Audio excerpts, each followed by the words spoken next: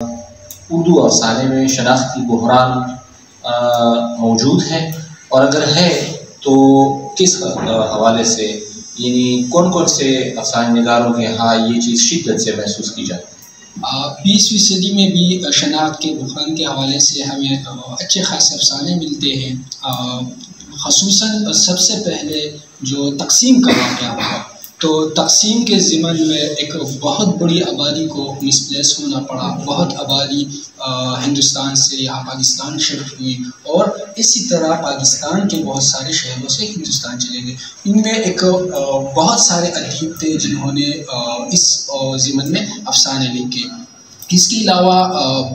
جو دوسرا اینگل ہمیں ملتا ہے تو وہ پھر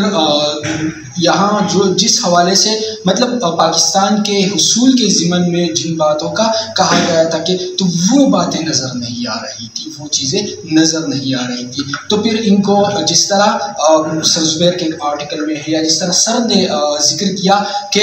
ماضی، حال اور مستقبل یہ 3 کڑیاں ہیں، ان میں سے جو بھی کڑی گم ہو گئی تو شناخت کا بحران شروع ہو جاتا ہے۔ تو یہاں پر جو ماضی کی کڑی ہے وہ تو کٹ اپ ہو گئی، اس پر تو کٹ لگ گیا کہ ہم الگ ہیں، ہم مختلف ہیں، ہماری تہذیبیں الگ ہے، جو تو مشترکہ تہذیب پر وہاں کٹ لگ گیا۔ اب آگے کا کیا ہے، آگے کا مستقبل ان کو نظر نہیں آ رہا۔ تو پچھلی صدی میں ہمیں جو شناخت کا بحران ملتا ہے تو وہ ان دو حوالوں سے، ایک تقسیم کے ضمن میں اور ایک یہ کہ غیر یقینی مستقبل ہے، مطلب مستقبل کی کوئی یقینی تصویر یا کوئی صورت نظر نہیں آ رہی۔